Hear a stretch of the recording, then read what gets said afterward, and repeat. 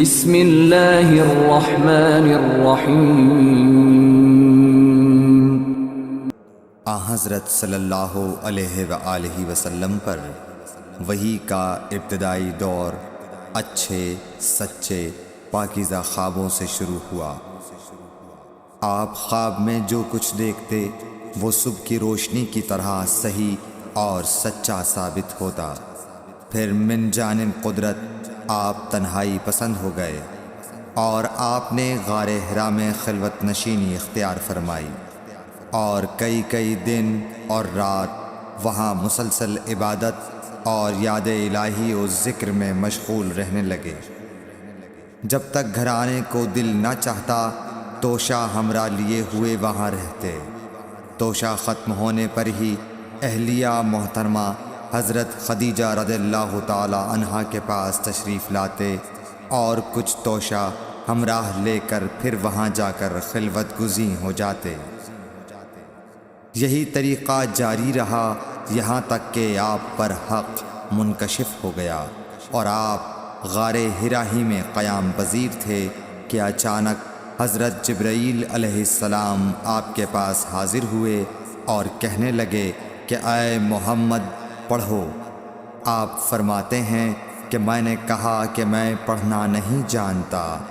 آپ صلی اللہ علیہ وسلم فرماتے ہیں کہ فرشتے نے مجھے پکڑ کر اتنے زور سے بھینچا کہ میری طاقت جواب دے گئی۔ پھر مجھے چھوڑ کر کہا پڑھو۔ میں نے پھر وہی جواب دیا کہ میں پڑھا ہوا نہیں ہوں۔ اس فرشتے نے مجھ کو نہایت ہی زور سے بھینچا کہ مجھ کو سخت تکلیف محسوس ہوئی۔ پھر اس نے کہا کہ پڑھ۔ میں نے کہا میں پڑھا ہوا نہیں ہوں۔ فرشتے نے تیسری بار مجھ کو پکڑا اور تیسری مرتبہ پھر مجھ کو بھینچا۔ پھر مجھے چھوڑ دیا اور کہنے لگا کہ پڑھو اپنے رب کے نام کی مدد سے جس نے پیدا کیا اور انسان کو خون کی پھٹکی سے بنایا۔ پڑھو اور آپ کا رب بہت ہی مہربانیاں کرنے والا ہے۔ بس یہی آیتیں آپ حضرت جبرائیل علیہ السلام سے سن کر اس حال میں غار حرا سے واپس ہوئے کہ آپ کا دل اس انوکھے واقعے سے کانپ رہا تھا۔ آپ حضرت خدیجہ کے ہاں تشریف لائے اور فرمایا کہ مجھے کمبل اوڑھا دو، مجھے کمبل اوڑھا دو۔ لوگوں نے آپ کو کمبل اوڑھا دیا۔ جب آپ کا ڈر جاتا رہا تو آپ نے اپنی زوجہ محترمہ حضرت خدیجہ رضی اللہ تعالی عنہا کو تفصیل کے ساتھ یہ واقعہ سنایا اور فرمانے لگے کہ مجھ کو اب اپنی جان کا خوف ہو گیا ہے۔ آپ کی اہلیہ محترمہ حضرت خدیجہ رضی اللہ تعالی عنہا نے آپ کی ڈھارس بندھائی اور کہا کہ آپ کا خیال صحیح نہیں ہے۔ اللہ کی قسم آپ کو اللہ کبھی رسوا نہیں کرے گا۔ آپ تو اخلاق فاضلہ کے مالک ہیں۔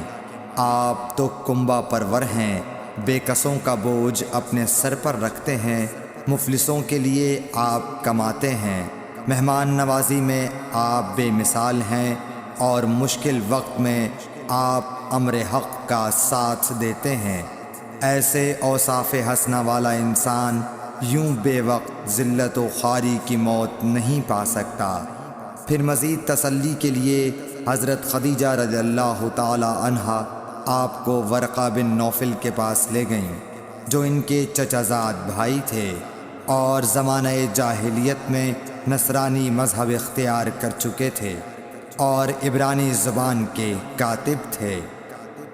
چنانچہ انجیل کو بھی حسب منشائے خداوندی عبرانی زبان میں لکھا کرتے تھے۔ انجیل سریانی زبان میں نازل ہوئی تھی، پھر اس کا ترجمہ عبرانی زبان میں ہوا۔ ورقہ اسی کو لکھتے تھے۔ وہ بہت بوڑھے ہو گئے تھے، یہاں تک کہ ان کی بینائی بھی رخصت ہو چکی تھی۔ حضرت خدیجہ رضی اللہ تعالی عنہا نے ان کے سامنے آپ کے حالات بیان کیے اور کہا کہ اے چچا زاد بھائی، اپنے بھتیجے محمد صلی اللہ علیہ وسلم کی زبانی ذرا ان کی کیفیت سن لیجئے۔ وہ بولے کہ بھتیجے آپ نے جو کچھ دیکھا ہے اس کی تفصیل سناؤ۔ چنانچہ آپ صلی اللہ علیہ وآلہ وسلم نے از اول تا آخر پورا واقعہ سنایا، جسے سن کر ورقہ بے اختیار ہو کر بول اٹھے کہ یہ تو وہی ناموس معزز رازدان فرشتہ ہے جسے اللہ نے حضرت موسیٰ علیہ السلام پر وحی دے کر بھیجا تھا۔ کاش میں آپ کے اس عہد نبوت کے شروع ہونے پر جواں عمر ہوتا، کاش میں اس وقت تک زندہ رہتا جب کہ آپ کی قوم آپ کو اس شہر سے نکال دے گی۔ رسول کریم صلی اللہ علیہ وآلہ وسلم نے یہ سن کر تعجب سے پوچھا کہ کیا وہ لوگ مجھ کو نکال دیں گے، حالانکہ میں تو ان میں صادق و امین و مقبول ہوں؟ ورقہ بولا، ہاں یہ سب کچھ سچ ہے، مگر جو شخص بھی آپ کی طرح امر حق لے کر آیا لوگ اس کے دشمن ہی ہو گئے ہیں۔ اگر مجھے آپ کی نبوت کا وہ زمانہ مل جائے تو میں آپ کی پوری مدد کروں گا، مگر ورقہ کچھ دنوں کے بعد انتقال کر گئے، پھر کچھ عرصے تک وحی کی آمد موقوف رہی۔ صحیح بخاری حدیث نمبر 3۔